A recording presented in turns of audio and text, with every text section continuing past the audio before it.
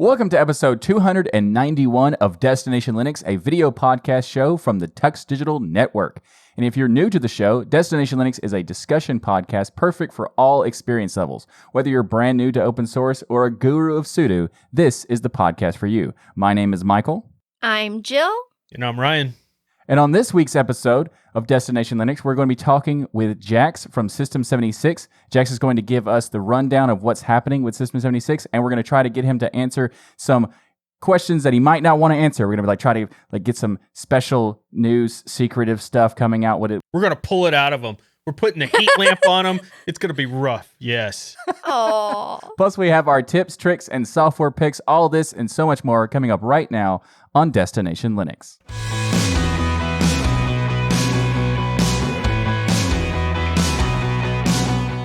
This week's community feedback comes from Gavin. If you want to send your own feedback, you can go to tuxdigital.com/contact to get in touch, or join the TuxDigital community forum by going to tuxdigital.com and clicking on the forum link at the top of the page. Gavin goes on to say, I listened to the 17 cool and fun things to do in Linux. I loved doing that episode, by the way. That was a really, really fun episode. If you all have not listened to it, you need to go back. I think my cheeks hurt during that episode. He goes on to...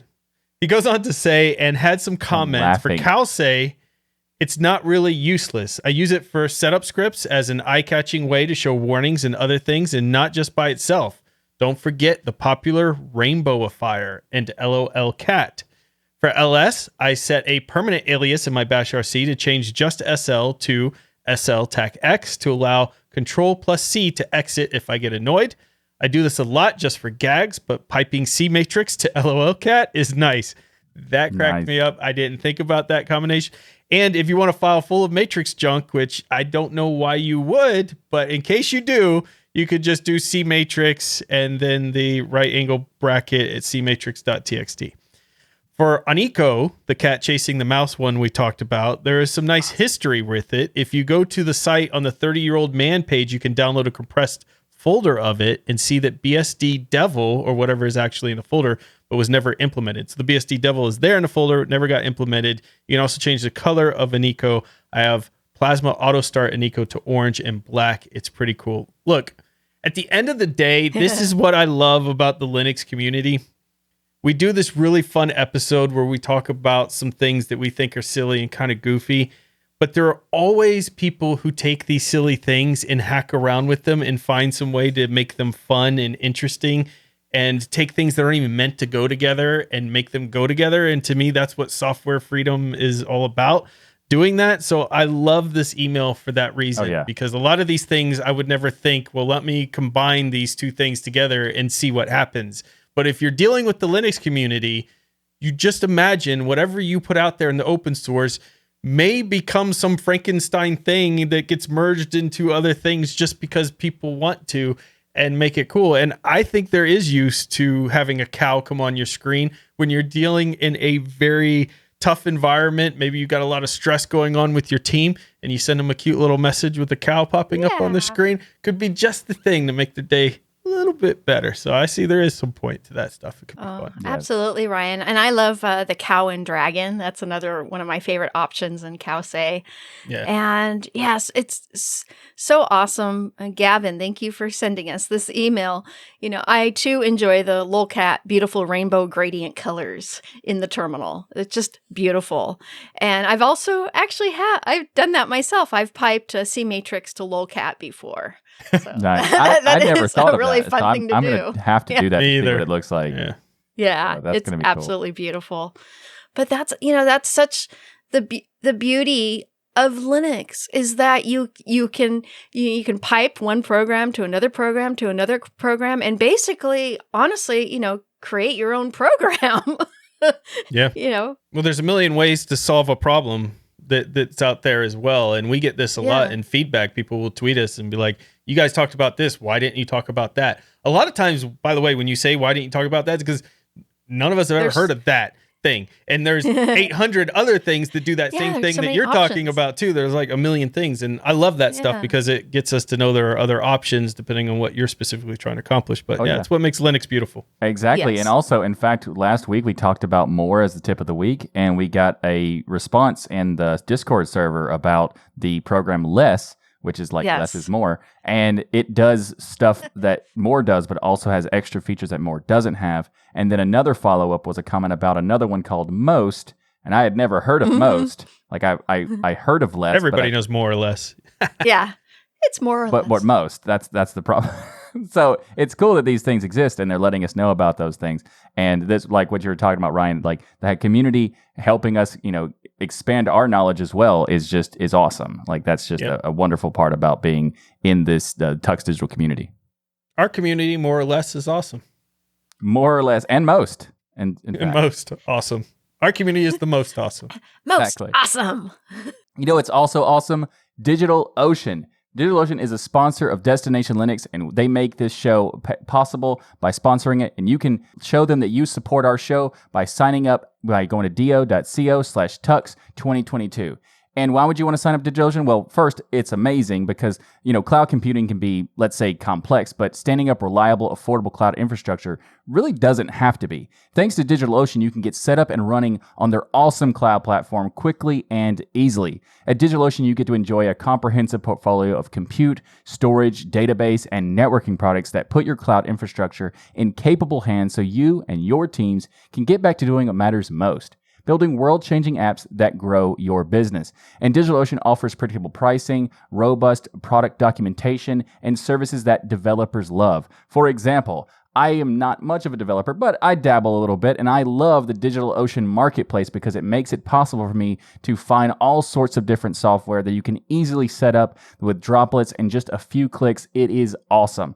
Plus, DigitalOcean, you can get support at every stage of growth. Whether you're a team of one person or a team of 1,000 people, with DigitalOcean, you can get growing with their simple, powerful cloud computing. And as a listener of the Destination Linux podcast and a member of the TuxDigital community, you can get started for free. In fact, it's better than free because DigitalOcean is giving away $100 60-day credit when you go to do.co/tux2022 to sign up. That's do.co/tux2022. So again, go get started with your $100 free credit on DigitalOcean's awesome cloud platform by going to do.co/tux2022. I want to thank DigitalOcean for sponsoring this episode of Destination Linux. This week, we have a special guest to welcome to the show. So Jax, welcome. Thank you. Yeah, it's great being here. Yay, Jax. Jax is the social media manager at System76, and we hung out at Scale, the Southern California Linux Expo, while we were there, and we had an awesome time.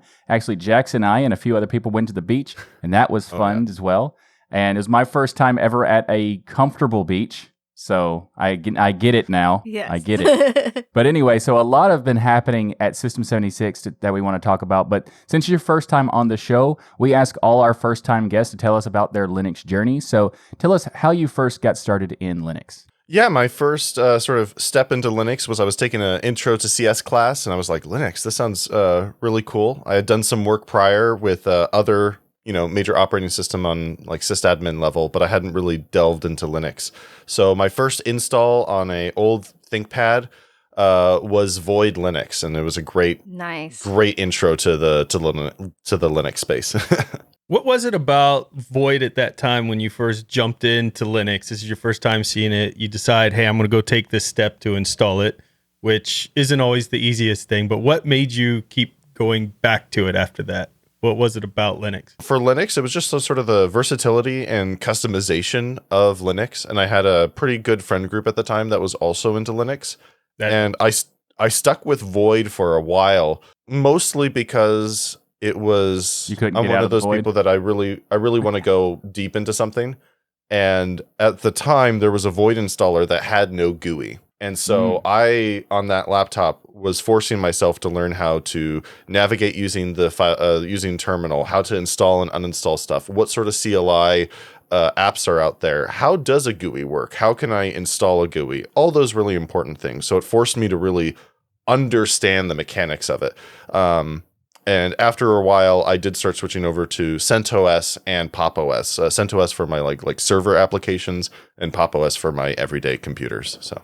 Nice. So you liked the starting with Void, and because you were already in the space of wanting to learn the system in the first place, so like the CS stuff. Exactly. But you wouldn't say people who are not in those positions should check out Void, right?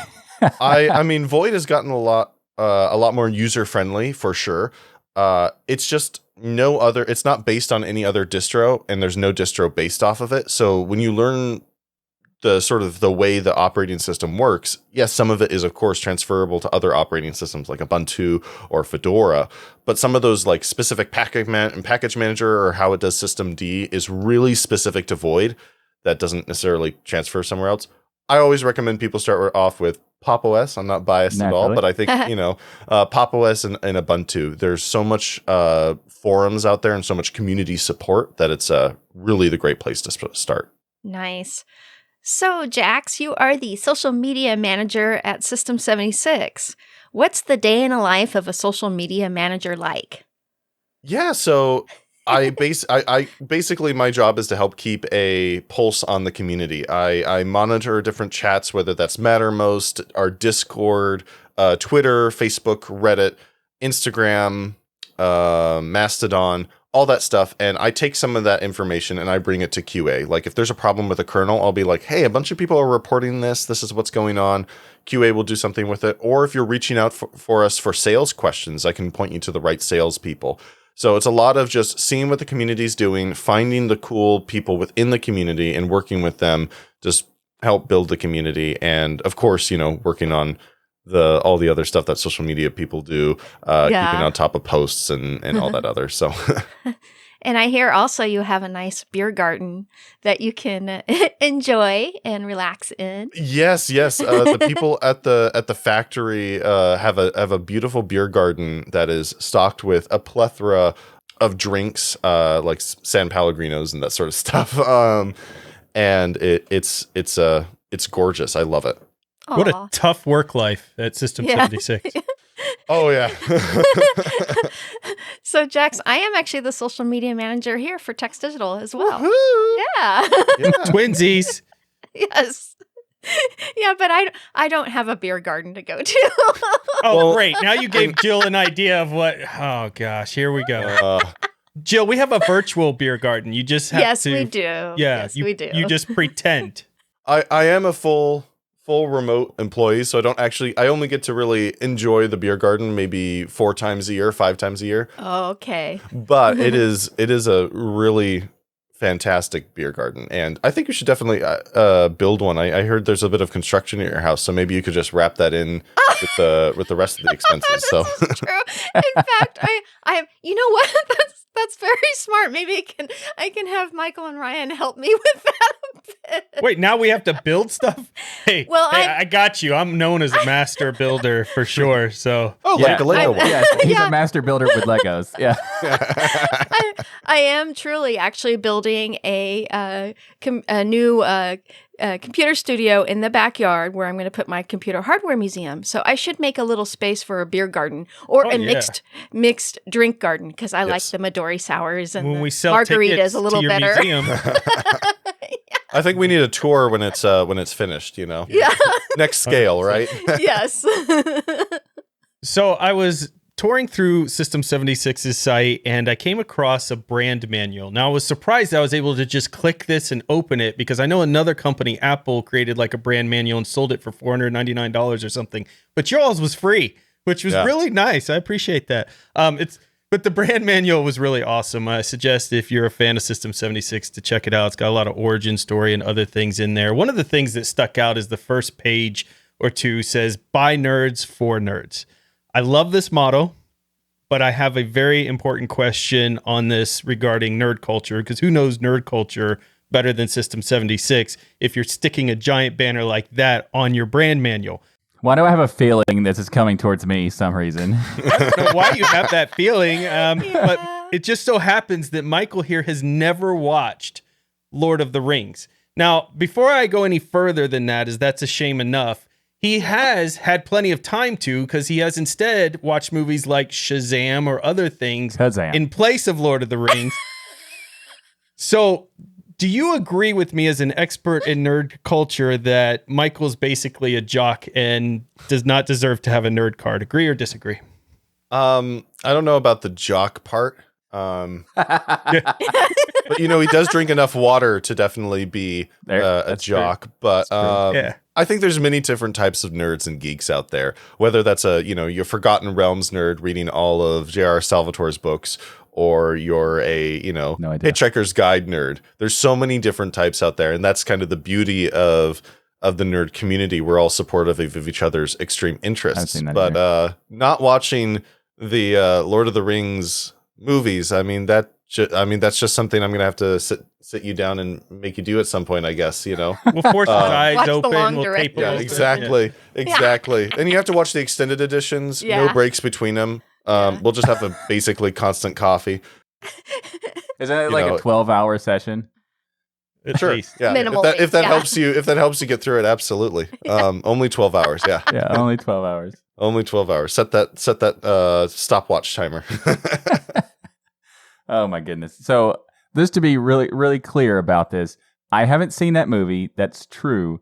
But I also haven't seen a lot of movies, and it has nothing to do with like nerd culture type movies. It's just I just don't watch a lot of movies, and it is what it is. We did a patron post show after this came out the first time. A bunch of patrons were like, "Okay, have you seen this?" And it turns out they did like a top 100 most popular movies of all time or whatever. And culture movies. No, just in general movies. Oh, okay. And like Casablanca and stuff like that was in there. And of that 100, I had seen 9 of them. So I think there's You're not very cultured, but listen. What I hear is you trying to make excuses during Jax's very important interview. Excuse. So move on, Michael. You failed. I'm just explaining the facts. There is no explanation. I'm a really big movie goer. I go about 3 times a week. So nice. I just only seen 9 of the top 100. Yeah, you have no culture, Michael. If I gave you the list of the stuff I haven't seen, it would make it even worse. So I'm just gonna move on. Yeah. No, if we had a list of the things you took the time to watch, it would be even worse. Not really, because there's not a lot of them. So yeah, at least you can get through the list quickly.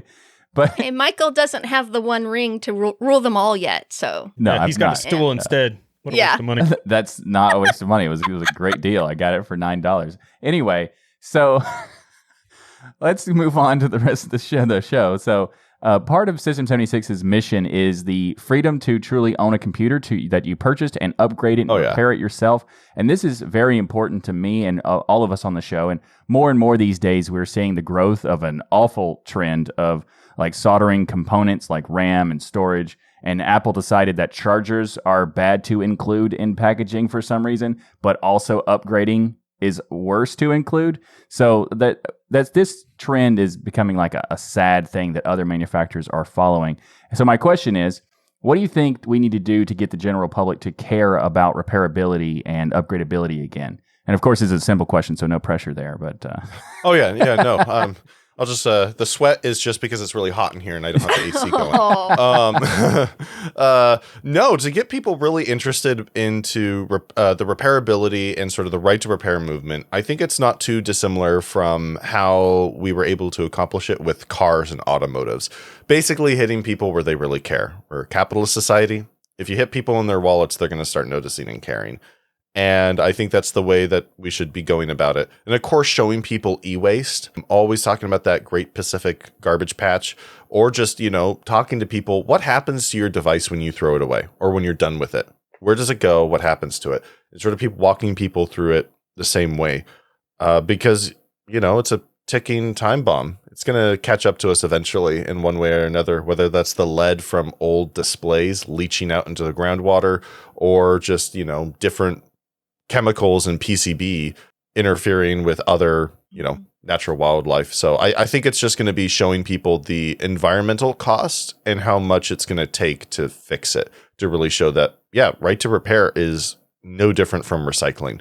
It's no different than, choosing to use plastic-free products. It's all the same. Nice. That's an interesting point. Yeah. Speaking of repairability, Jax, we want to talk about the Thelio, the beautiful desktop computer. Yeah. But tell us about some of its innovations inside that make it different from something that a nerd could build themselves. Well, it's a computer designed by nerds for nerds. For right? nerds, So yes. it has a lot of I say quality of life improvements that you won't see from other manufacturers, such as don't you hate it when you buy a computer and it's yeah, you could throw in another couple hard drives in there, but it comes with screws and a little plastic baggie. Yeah. That drives me nuts. We have screw holes for you to specifically slide your screws in with the rubber gaskets and everything for those drives that you don't have installed. So when you do need to do repairs or you need to pull out screws or something, they're right there in the chassis. So you don't have to go digging for that little baggie or order new ones off Amazon. We, of course, designed the Thelio to also have a really unique airflow design. Using ducts and fans, we're able to actually get similar performance to water cooling using just air. And we did a lot of testing. We've also got that fan curve just right. We have this Rubik's Cube in the factory. It's a sound studio essentially, but we made it look like a Rubik's Cube. Nice. We test all the fan curves in there to make sure that it's, not just like a jet plane taking off. And we also have an I/O board in the computer that allows you to insert more, SATA drives, and also handles, fan curves and the power button. I'm bragging about all this, but at the end of the day, that Thelio I/O board and the chassis are both open source. So if you have a CNC machine or you have aluminum or anything, you can go make it yourself. And we would love to see that if you do go build it. And, we're really proud of the fact that, we have this beautiful machine just off camera. Well, Ryan is a master builder, so he could make the Thelio out of Lego. I bet he could. I want to see him bend that aluminum. Just True. Yeah. That's what I'm known for sure. Yeah. But I mean, Michael, you should be the one bending it. You're the jock here, right? Yeah, exactly. Well, unfortunately, I don't have the tools necessary for such a task, so I guess I'll just have to deal with getting a Thelio myself. I just figured you could just do it with your arms. That's fair. That's fair. I am working out. But you should just get a Thelio yourself. Absolutely. What's cool about it is I think, sure, not everybody, a lot of people in the Linux community go out and build their own computer. But sometimes, especially when you're starting a business or doing other things, you don't have the time to. And maybe you don't want to at that moment. There have been times I've been building computers since I was a little kid. That's what my dad did. We started our own little store, a computer store and all that stuff. And so building computers is my thing. But sometimes I just don't feel like it. I just want something to work. And so what I like totally about right. this is that I can go buy this with open source components, open source design inside of it. And it's all calibrated for performance and things in there with the airflow and things, which any system builder has to spend quite a bit of time planning out. It's not as simple as there are fans holes in a case, therefore I put a fan there and my airflow's good. I think a lot of people who can build their own machine think that. They're like, well, there's a place for a fan there, so if I put a fan there, we're good. But they're not actually calibrating the airflow and things properly in their machines. And because of that, they're not getting as much performance as they could otherwise and stuff. So having somebody who their entire days and weeks and months of R&D is done to figure out the proper airflow and do all that for you is nice. But I think one of the most amazing things is the aesthetics.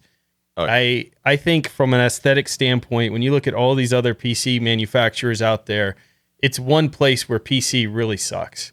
PC is terrible aesthetics. The only time a PC looks good is about a year after they start copying Apple. Then the PC starts looking good.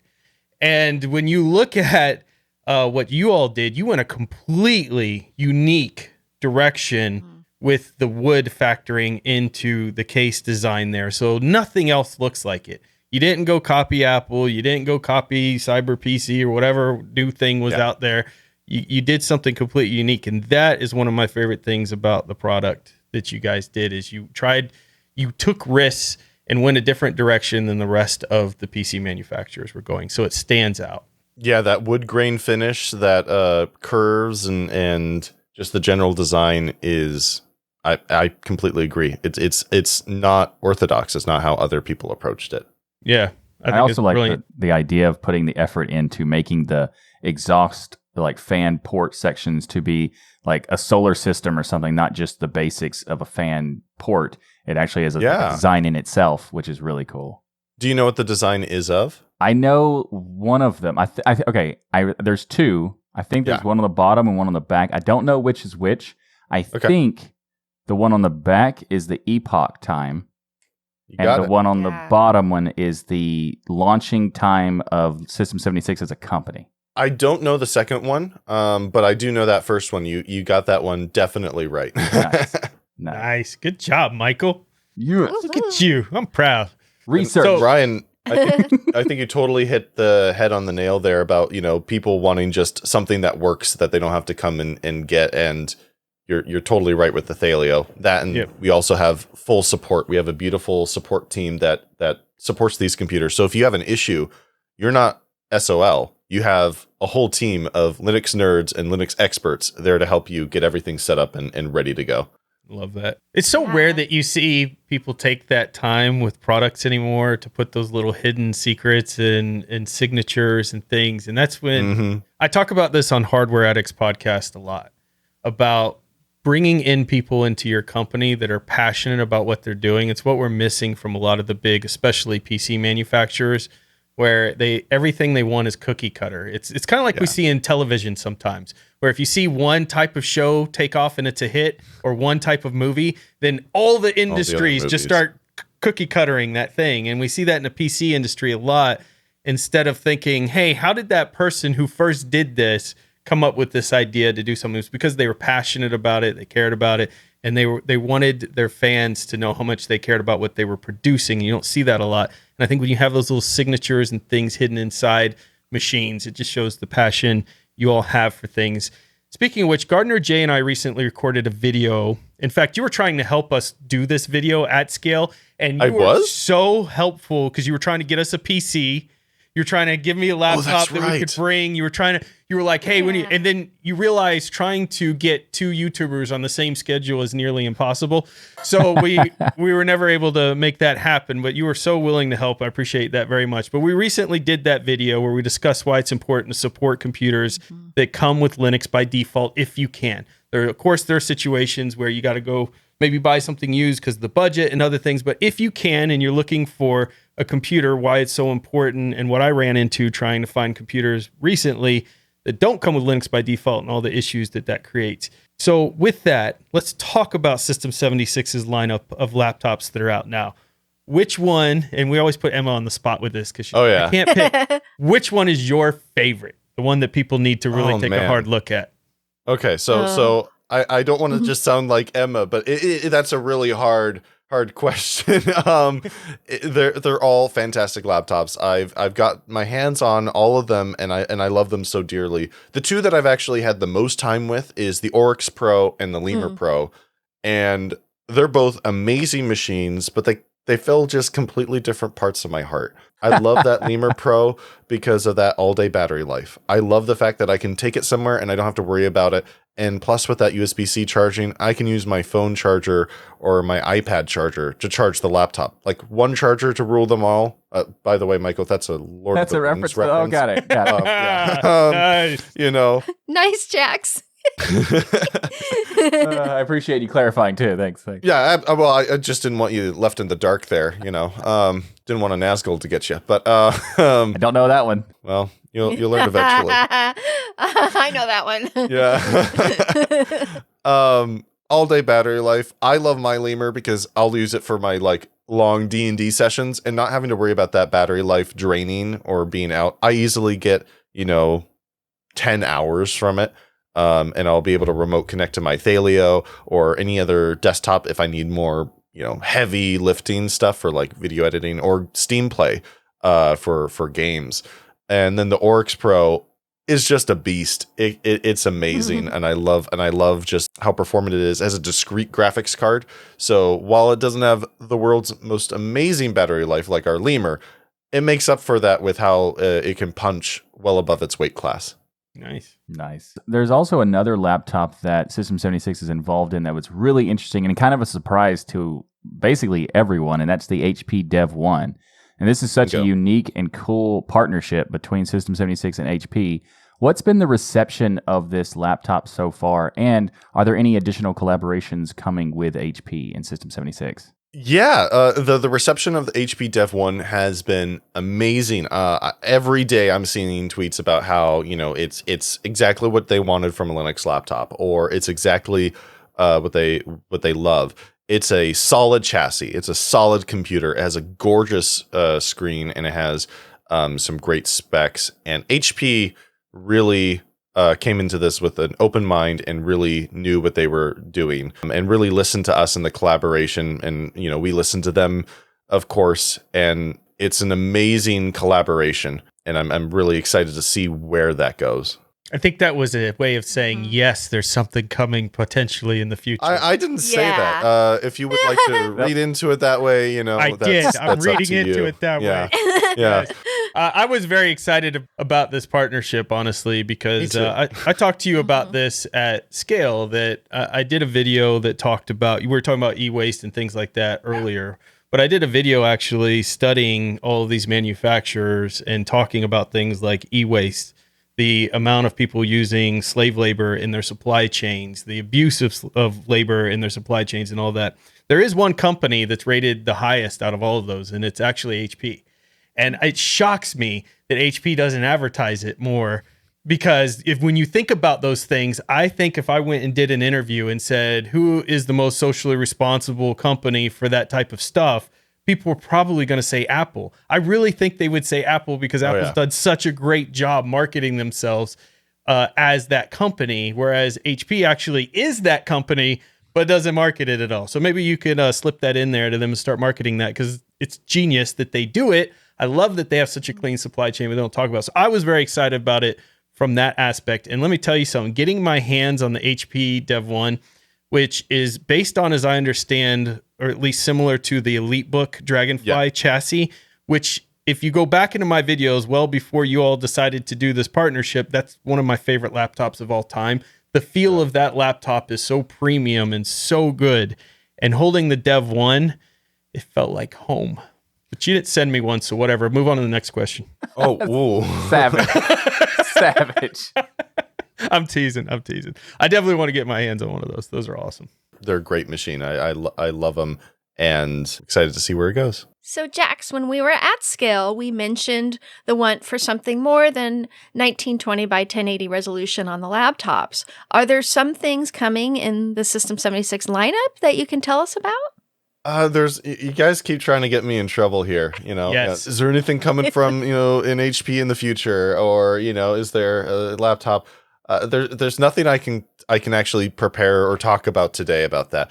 I can really attest to is, and I love working for System76 because of this. We actively listen to our customers and what they want and expect from a laptop, and I love that. It's like it's a conversation. It's not just a product, right?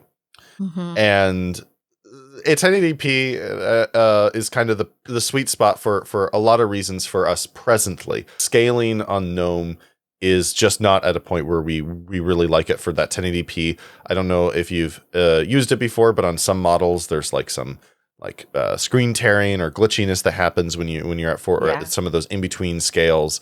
So 1080p is really good, but 4K is also really good. Just because of that. And we do runs of laptops with 4K displays. We had an Oryx a couple years ago that had a gorgeous OLED display. It was. I wanted that really bad. I would really love to see us do something like that again, just because it was such a gorgeous laptop and a gorgeous display.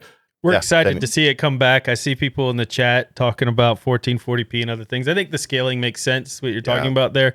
But I'm excited because we got some other news we're going to talk about where maybe the GNOME scaling thing may not be such a... Before we get there, though. Yeah. We can't have System76 on and not talk about the launch keyboard. You had a nice booth set up at Scale. And there at Scale, you had a booth set up with the launch keyboards laid out across. And I gotta tell you drew some crowds over there with people, wanting to get their hands on it and see that. We also got to check out, and you showed on our live stream, the Launch Lite, which is a new smaller version of the original Launch. So tell us about the Launch Lite. The Launch Lite is the same build quality and a lot of the same features as our normal Launch, just a little bit of smaller footprint and a lower price. It is the same beautiful handmade product that you expect from us.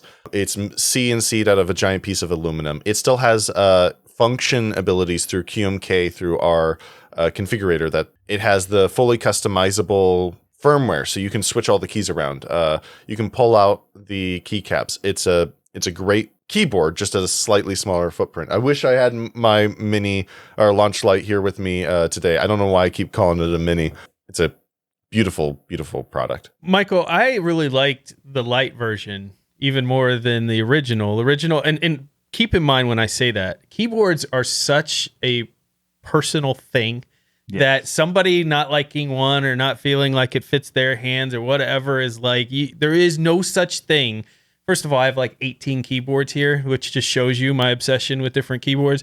But there's no such thing as a keyboard that's going to fit all things. But what I liked about the Lite is I was thinking about gaming with it. Oh, yeah. And because it's small and I'm left-handed, so my mouse stays on the left side. And it's hard for me to use WASD because my hands are very close together at that point. So I like to tilt my keyboard slightly, and having a light, when you tilt a giant full-size keyboard, it starts knocking things off your desk. But a nice small compact one like that, which is why you see in the stores like Best Buy and Twitch and all the esport gamers and things, everybody's using a mini keyboard form factor. And you'll see a lot of them in tournaments actually turn their keyboard slightly. But the light's kind of perfect for that. I know that isn't necessarily your intention with it, but that's what me and Michael were talking about afterwards, is like, that would make a good gaming keyboard for sure. I think that was our intention to a certain degree. Nice. Was, you know, whether it was specifically gaming or not, but taking up that smaller footprint. And, you know, we call it a mini keyboard, we call it a light keyboard, but the keys are actually all the same size as the normal keyboard. There's no difference there. So the same switches will fit in the same keycaps. It's just smaller keys, and it doesn't have that hub, so it doesn't have the forehead per se that the normal launch has. I think it was awesome. I personally, my default is I use 60, 65% or 75% keyboards. I love them for multimedia, for gaming in particular, because the mouse sits a little closer to the keyboard, and it's just nicer ergonomically. And I like them a lot. Yeah. And that launch light, I love the feel of the keys. Yeah. Really, really nice. Really Which keys smooth. did you get to use when you were there? The pinks. Oh, yeah. And yeah. Of course, Jill. Of course. That was the Even if first those one were the ever. worst keys ever, Jill would still pick them because they're pink. I mean, No, and I told Emma I like the pinks, and one of the reasons why is because they're quiet and they'd be good for broadcasting. So I is a I very prefer the thing. pink as well. Yeah. Like, they're much easier they actually are. To actuate them was a lot easier as well, and I really like that because it just makes the typing process of being on stream or recording a lot less stressful, because you have to pay attention to when you click or how much pressure you put on the key otherwise, and that was really nice. So when I try out the Launch Lite, I was very impressed by the improvements of the keys, the switches themselves, because when we purchased the launch, Ryan and I, original launch keyboard, the pinks weren't available at the time, and just that I didn't really know how much of a difference the switch would give me on a keyboard until I tried the Launch Lite, and then I saw, there is a significant difference between the type of switch they're using. So yeah, it's kind of like a between a brown and a red switch. Yeah. Pinks. Yeah. That's perfectly put. Yeah, it's got that sort of softness of a brown switch, but it has the actuation distance, or at least that throw of a red one. And if you have no idea what we're talking about, then check out system76.com/accessory/launch. And there they actually have royals, jades, browns, pinks, and little play buttons that you can click on so you can hear the difference in the keys. But it does make a big difference. A lot of people maybe just go out and buy a Walmart keyboard. Michael was one of those people, in fact, till he met me. how dare you? What? And Okay, then- no Lord of the Rings Whoa. and Yeah. Walmart keyboard. And no Now you're Model feeling me, M Jax. No, You're feeling me now. whoa. Don't He be doesn't putting have a out Model M. this false news, Ryan. I bought 3 of those and not just one. And I was like, have you ever tried a $15. mechanical keyboard? And he's like, they're too expensive. And I'm like, use my keyboard. And he starts using it. And he's like, I'm going to buy a mechanical keyboard now. Thank you. Well, Thank you. okay, so he made a comment about, like, it only take you about 15, 20 minutes to get you to, like, use a mechanical keyboard, and then you'll want to have one and you'll never want to go back. I'm like, ridiculous. It took 5. Yeah, it took 5. One of the things I would believe love that. to see about in the configurator, we mentioned in the video that Michael and I did, is the ability to record macros in there. I know you have caught on to us trying to get you to give us information that's not allowed to be leaked out Could yet. you tell us what's happening any with the chance configurator and macros is on your guys' like at least to do checklist or look at checklist? Or consider checklist? You know, I always love the fact that we do our development out in the open. So you're welcome to take a look at our GitHub and see what we're actively working on. I don't know exactly what that team is up to or working on presently, and don't really have anything prepared, but I do know that we want to add more functions that QMK offers, which is the baseline firmware that we use for our keyboards. And macros are a big part of why people choose QMK. So I think looking at the GitHub is a great place. And, you know, that's true of all our projects, right? Before, you know, marketing comes out with our big announcements or anything, there's going to be activity on GitHub. So if you want to see or look at what's going on, that's how you get, you know, we were talking about the pulse of the community. That's how you get a pulse on what's going at System76, is looking at that GitHub and kind of digging around and seeing, oh, what's that pull request? What's that, you know, branch? What's that? It's a great way to see.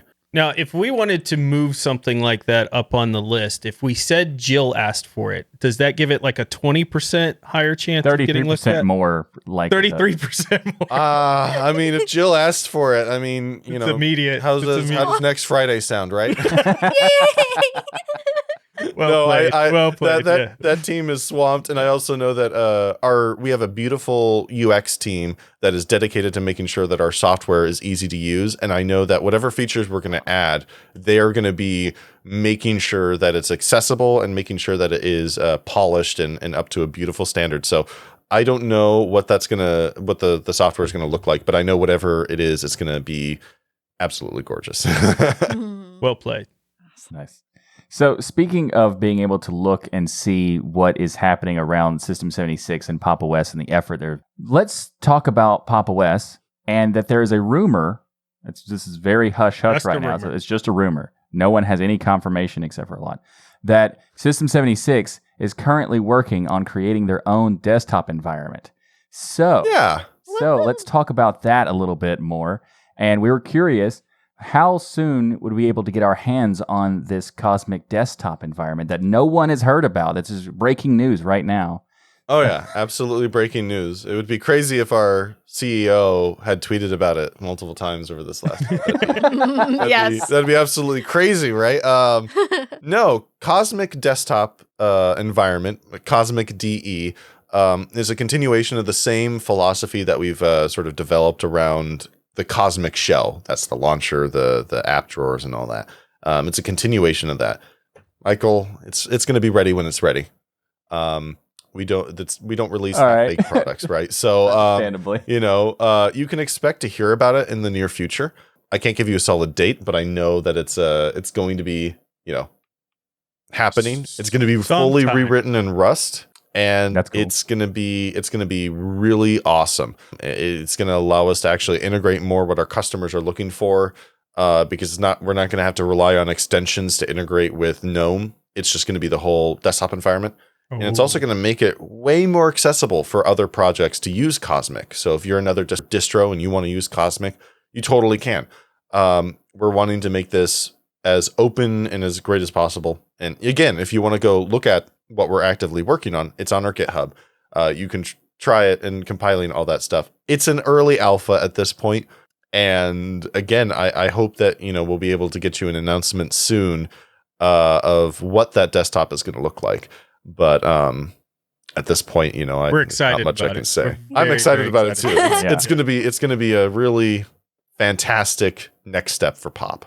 Yeah, one of the things that's absolutely. interesting about that particular thing is that every time something that happens in technology that is a new innovation or something that, like, for example, Pop! OS itself was a good example of this, is that when it was first announced, a lot of the community were saying, well, what's the point of this? Why do we need another distribution? What value do you bring? And it's hard to explain and express this kind of early in the early stages, and I get that. But with Pop! OS, we eventually saw that there is a lot of value that it brought. And in some people's cases, that it's the go-to first beginner distro. Or, for example, if someone says they want to use Ubuntu, people hand Pop! OS to them instead of Ubuntu at this point.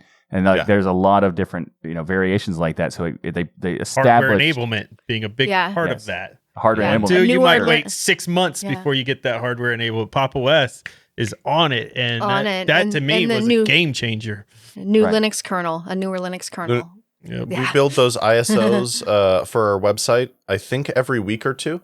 So that's where, that support comes from for that hardware, is that when you download our ISOs from our website, they're going to be completely up to date. They're going to be, we pride ourselves on being able to get those Linux kernels out so fast. So you get those new features and those new security updates and everything. No, it's, you're totally right. It's not going to be, it's hard to sell something that hasn't quite been released yet, but it's going to be like Pop. It's going to be great. And we're going to be really listening to the community and be adding and tweaking things as Pop grows and as Cosmic Desktop grows as well. By the way, can I say thank you for refreshing your ISO on a regular basis? There is nothing more annoying than downloading a distro. You get it installed, and it's like a pop-up. You have 678 packages to update. I just downloaded it. What happened? And I'm not talking about Arch. I expect that in Arch. I'm talking about other distros. Basically everything else. To be more stable. Yeah. I totally agree. I mean, I'm still going to tell you, as somebody who used to work in Pop! OS support, please still update after you install. Yes, but the fact that the hardware works, so well, even on brand new hardware, you can throw Pop on there and it will get going. Is really great. And thank you for appreciating that. Yep. Yeah. So instead you still had to update, so you get like 7 packages instead of 700. But my hardware works. You know what I mean? Like, hardware works out of the box. And we have that NVIDIA ISO so that you can install it on NVIDIA hardware instead of and the fact that we separated it, I also think is a great move, because if you don't have an NVIDIA hardware, why do you need to download all that extra NVIDIA binaries and stuff and all that proprietary drivers? Which I guess they're slowly open sourcing, so maybe in the future that will just be part of the kernel. One can dream, right? Absolutely. I'm looking forward myself to Rusty Cosmic. I am very excited. The more desktop managers we have on Linux, the better. And the fact that Pop! OS is going to have their own homegrown one makes me ecstatic. So awesome. It is going to be so exciting. So we've touched on this a little bit during the interview, but as we've been chatting, what's coming next for System76 that you're not supposed to tell us, but but are going to do anyway because Jill is asking. Jill asked this time. Yeah, I see why Jill asked this one. So Jill, here's our 5-year plan. I actually have a poster board. No, I wish I could share, and I wish I had prepared something that I could share with you guys, but as the social media manager, Jill, I think you can relate to the point I'm going to make. Make sure to follow us on social, whether that's Instagram, join our Mattermosts or Discords, Facebook, Twitter, all that stuff, because that's where we're going to be announcing it. And while I can't talk or speak to anything right now, that's where you're going to hear about it first. And of course, sign up for our mailing list as well. We have a great mailing list that we make sure to give people updates about current products and current goings on of the company. So absolutely. Yeah, make sure to go follow Jax and Cheesy Bacon. Yes, Cheesy and Bacon. Emma and System76 on Twitter. They're really active on Twitter as well. So make sure. Nice. Listen, I think you're done with the interview. You have survived, in fact, the gauntlet of questions. You're almost done.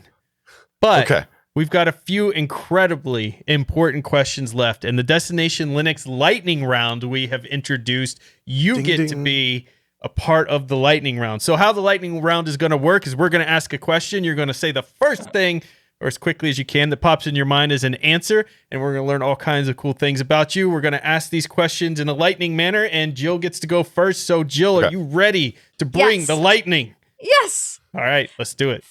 Favorite distro besides Pop! OS? Oh my gosh. I want to say Void just because, going back to my roots there, but also I love Ubuntu Server just because of how simple it is, and Fedora. I distro hop a lot for those side installs outside of Pops. So I want to know what's going on in all the communities, all the projects. So Favorite movie? the original 1977 cut of Star Wars. Woohoo! Oh, so that's going to make the next one probably very clear what we already know. Star Trek or Star Wars? Star Wars. Yeah, Ooh. definitely. I've actually not to sound like Michael here, but I've maybe seen one or two episodes of Star Trek. Some guy playing a banjo in like a teleportation room. I think he went by My like heart hurts. Z or Y or something. No, Q. That's his name. Q. Q. Yeah. So Adam, please help him. Yeah, we need to fix this for Jax. We need to fix this. I've been given a list at scale of how I'm supposed to go about watching it, and I haven't had the time yet. Only Murders in the Building is presently going, so that's the show I've been focusing on, as well as What We Do in the Shadows. So once those two are finished, I'll be picking up Star Trek, I think. So. Oh, right, okay. Jill. Good answer. Yay! Cupcakes or muffins? What's your favorite? Cupcakes or muffins? Depends. If it's a red velvet cupcake, that's pretty good. That's a pretty good one. But if it's a fresh blueberry muffin, There's cupcakes. sorry. The answer's just cupcakes. It's muffins. Red velvet cupcakes. If I said red velvet muffin, that sounds, Well done. No, no, we got to go back to this. Is very important. Blueberry muffins are so delicious. I mean, they definitely are the better option. So let's balance it. Like it's just right out of the oven. Cupcake. Blueberry muffin. All right, lightning round. Favorite IDE? Vim. Nice. Yeah. Woohoo! What's one thing that System76 has no plans to make, but you wish they would? Oh wow. I mean, is it a blueberry muffin? Is it a stool? It could be a blueberry muffin. I was just, I think it would be really cool to see like an open firmware mouse.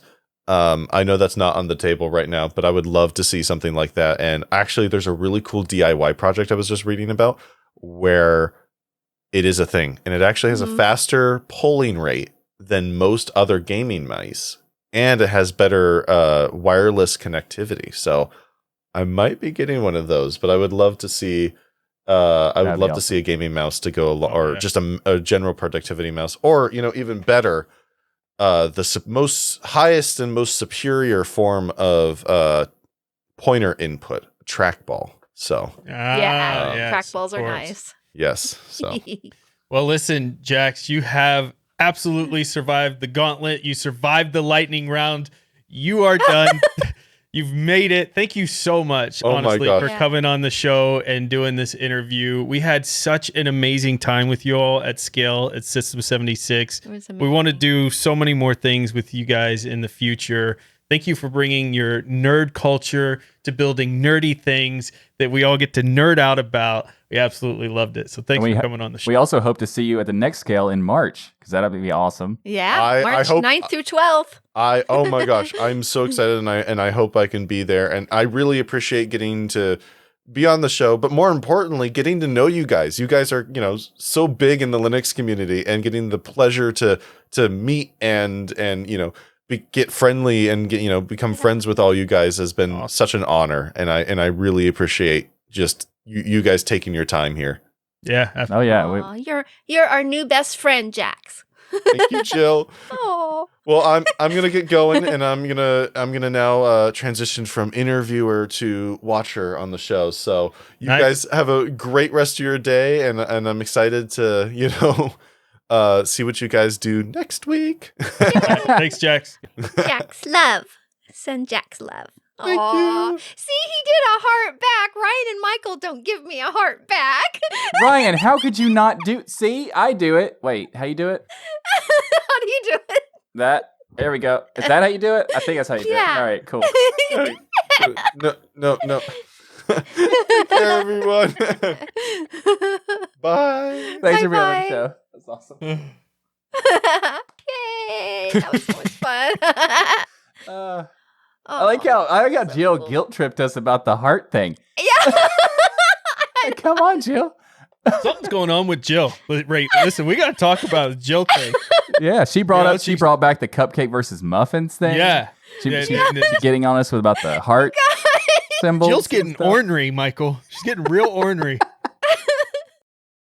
So if Jax got you all excited about getting your hands on a System76 laptop, you know what the first thing you're going to want to do when you get that laptop, you boot it up into beautiful Pop! OS, you're going to want to put a password manager on there. Because you're going to need access to all your password managers. So that's why this episode of Destination Linux is brought to you by Bitwarden. Get started right now with your free account at bitwarden.com/tux. That's TUX.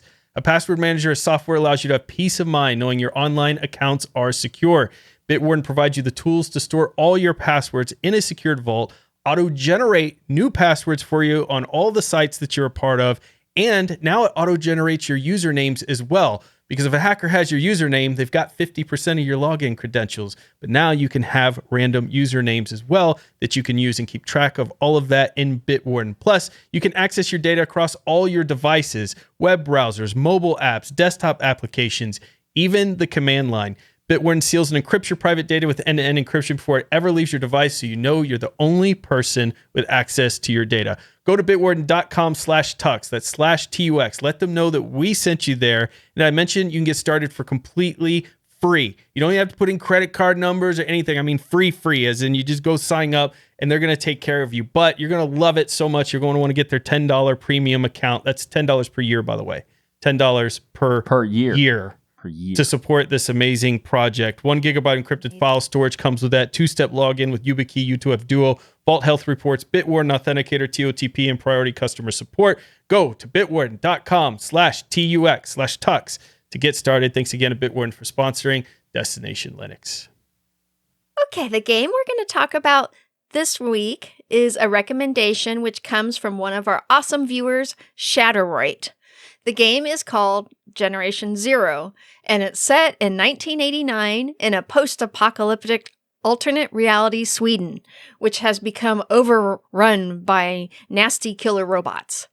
And Generation Zero is a first-person shooter video game developed and published by Avalanche Studios. So Ryan, I know you've been playing this game a lot. What are your impressions?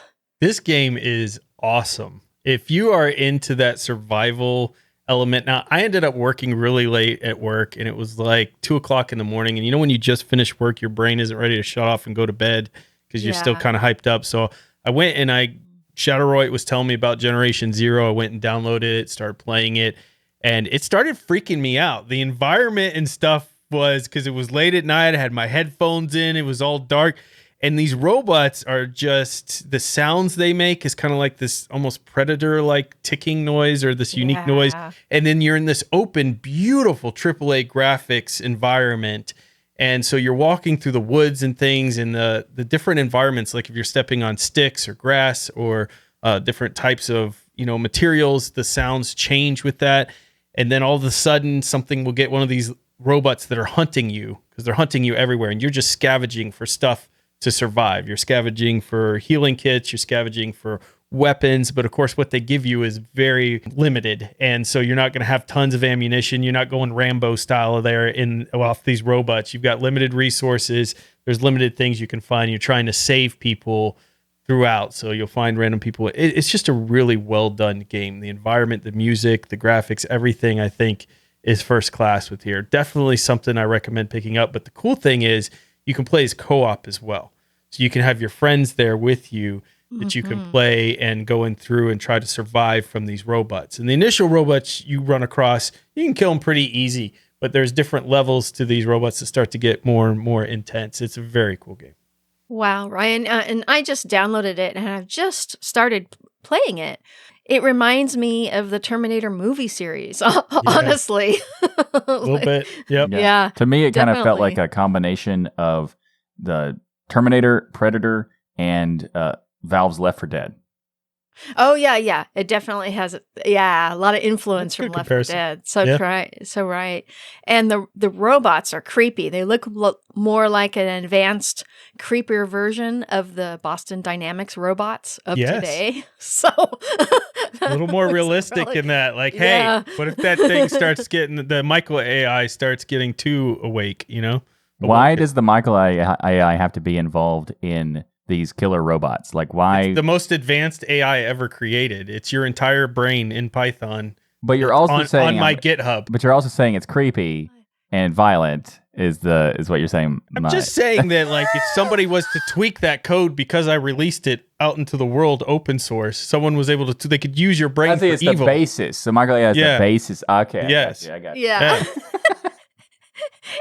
and the robots don't have to have that much memory capability because Michael AI takes up very little. It's Well, Thanks, it's Jill. about Thanks 140 lines of code. I mean, I spent a lot of time on that. Thanks for setting him up with on a that floppy disk. I told you she's getting savage like Wendy. It's Wendy's influence. Oh my goodness, it does feel like it. So yeah, Generation Zero is only $24.99 on Steam, and it is a AAA game. I mean, it feels like it. It's beautiful. Yeah.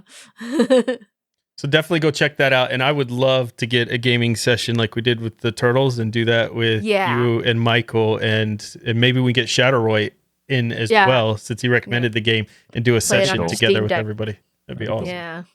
All right. In our software spotlight this week, we have TryHack. So this is a website, try.hack-computer.com. I found this site called Hack Lab while exploring Endless OS that I fell in love with. I fell in love with this site. I was exploring Endless OS because we were talking about different gadgets and things you may have not heard of last week. And Endless OS used to have a laptop that they had released on their site. And Jill, you actually played with this laptop at one point, the Endless OS?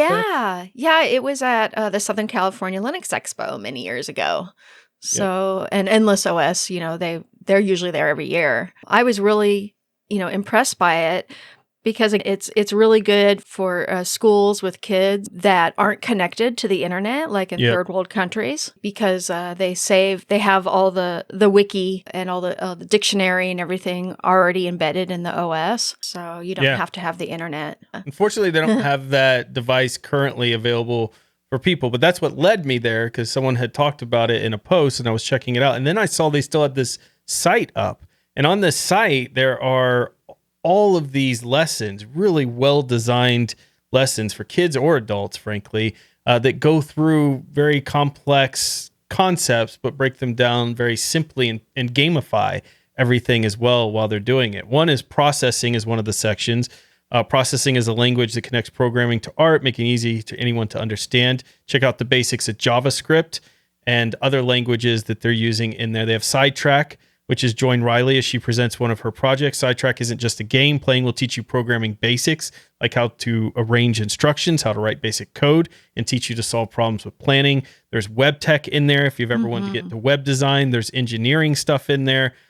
Endless OS was at the center of it all, but there is just so many cool things and really fun games, and they still work, and you can play them or get your kids to sit down and play them if you're interested in learning some of those dimensions. I heavily recommend you go check that out there. So try.hack-computer.com or just search for TryHack. I was going through the web tech. That was really fun because it was just a basic HTML page code, and you can go in and adjust it. So they have one side of the screen where you can adjust the code, and the other side shows the result. Yeah, and that's a really great way to teach kids. I agree. Coding. That immediate feedback is important. Yeah. So I have been trying out GNOME recently for the Fedora and also in Pop! OS in preparation for System76 coming on for this episode. And I have found a lot of things that I love about it. Everybody knows that I'm the KDE guy, but I also can see the benefits of GNOME, and there's a lot of them. But there's also kind of some issues here and there. So if you're using GNOME DE, you may notice that with scaling on a high-resolution monitor, so if you have a 4K monitor, for example, your wallpaper may not fit your screen properly, and perhaps it's zoomed in too far or not far enough.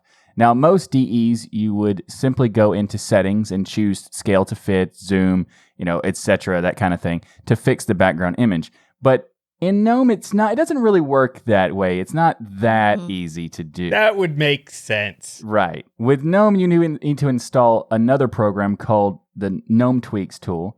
And once you install GNOME Tweaks, there you will be presented with the options in the appearance section to make those same changes that are normally available in any settings for desktop configuration. Now, real quick, you may think that I was just being negative about it because I'm the KDE guy, but I want to make it very clear that this tip was created by Ryan because he had an experience this week specifically because of the wallpapers that he had in his desktop. So, Ryan, would you like to explain what inspired you to create this tip of the week? Hold on. I'm going to get on my soapbox here. There we go. Now that I'm up here high on the soapbox. Listen, GNOME team, I love your desktop environment. It's good. There's so many good things, but some things you do make no sense at all. Like, why every operating system and desktop environment ever created did you decide to be the one to remove the feature to scale, zoom, or center, which I believe has existed since Windows 3.11. Like, I don't understand sometimes the decisions you make because they don't make any sense.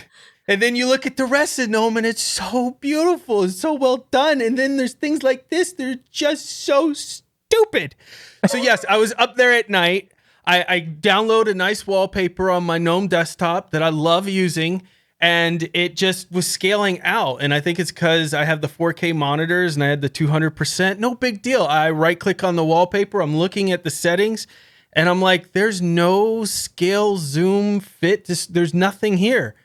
I'm looking, I looked through all of the settings because I'm like, there's no moment in my brain was it possible that you would need a separate application to do something that has existed since Microsoft DOS days.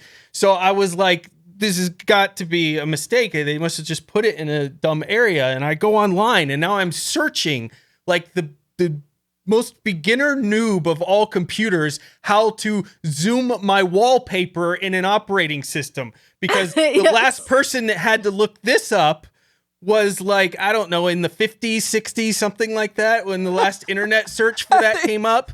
Because it's never been a problem that anybody had to solve before then.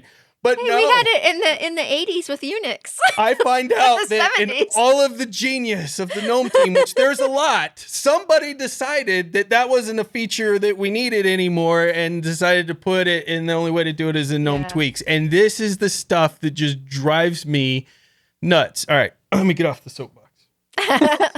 So anyways, if you need to change the wallpaper size in GNOME, check out Michael's tip here of GNOME Tweaks. Exactly. You know, the funny thing is that I don't use GNOME that much, so I didn't know how to do this. And then when you made this tip of the week in the notes, I was like, oh, that's how you do it. So I have been like looking at how to customize the wallpaper myself, but I didn't care enough. But I totally get why it's very like frustrating, because it's such a simple, basic thing that you would assume you just right-click the wallpaper, or the desktop configuration would be right there. That's what it is everywhere else. Why is it not in GNOME? And to have a completely separate application that you have to also install because it's not there by default, what are you doing, GNOME? Come on. Like, there are many things that I like about GNOME. This is not one of those. Bit Shady wrote in chat, maybe a muffin would cheer him up. Aww, that's hilarious. True. All right, on to our announcements. Der Hans hooks us up each week, and right now we've got a bunch of stuff coming towards the end of the year, but it's a little bit of a lull in some of the conferences and things. But there is one to check out, which is Hacken Open Air. And this is in person on August 30th in Gifhorn, Germany. You can enjoy several days of camping and coding. So how do you camp and code, though, because you won't have internet? And how does anybody... To me, camping is going somewhere without internet. That's camping to me. That makes sense. Like some people, it's tents and all of that. No, it's me going to a hotel and the Wi-Fi's down. That's camping. Now I'm camping. Yeah. At that point, I am anywhere where there's no internet. I'm in survival mode at that point. I'm ready to eat other people if I have to, because Wi-Fi's not working. If he's at home in his office and the internet is down, he is camping now. Yeah, the family is officially on a camping trip. Yes. Wi-Fi's down.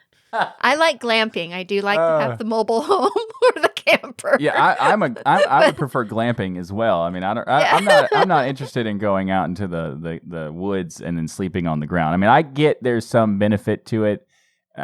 Have fun, but This is really interesting, though, because of the combination of having this idea of like, coding and camping is an interesting thing because, I mean, even if they don't have internet, I would assume they do because of like, LTE and stuff like that.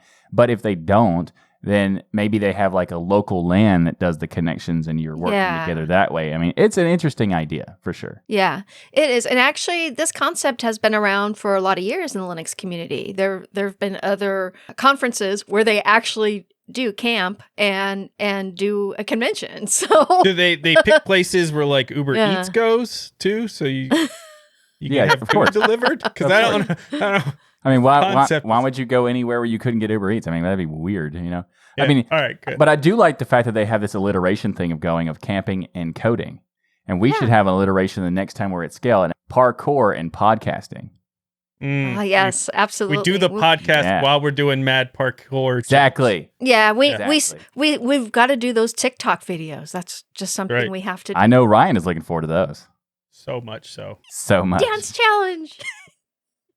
All right. Well, a big thank you to each and every one of you for supporting us by watching or listening to Destination Linux. However you do it, we love your faces. We're here every Sunday at 1 p.m. Eastern live at tuxdigital.com/live. The best part, everyone is invited except for the person on the GNOME team that said to take out that feature of scaling to watch the recording of Destination Linux each and every week. We can't wait to see you in the chat.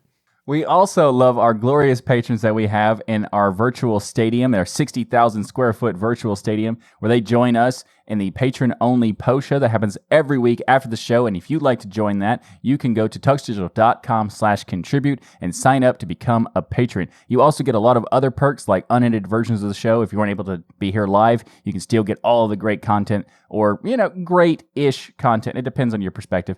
But go to tuxdigital.com/contribute to get all of that. And also go to tuxdigital.com/store to check out all the great swag we have. We have mugs, coasters, hoodies, t-shirts, just so much great stuff. Check it out at tuxdigital.com/store, not including usually what Ryan holds up for some reason.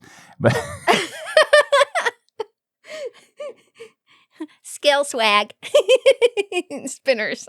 we have special things that the patrons are going to be able to get with some swag that are coming from Scale that we didn't, we actually have some leftovers. So we're going to do some swag bags to send to patrons because that's how much value you get by becoming a patron, tuxdigital.com/contribute. Yay.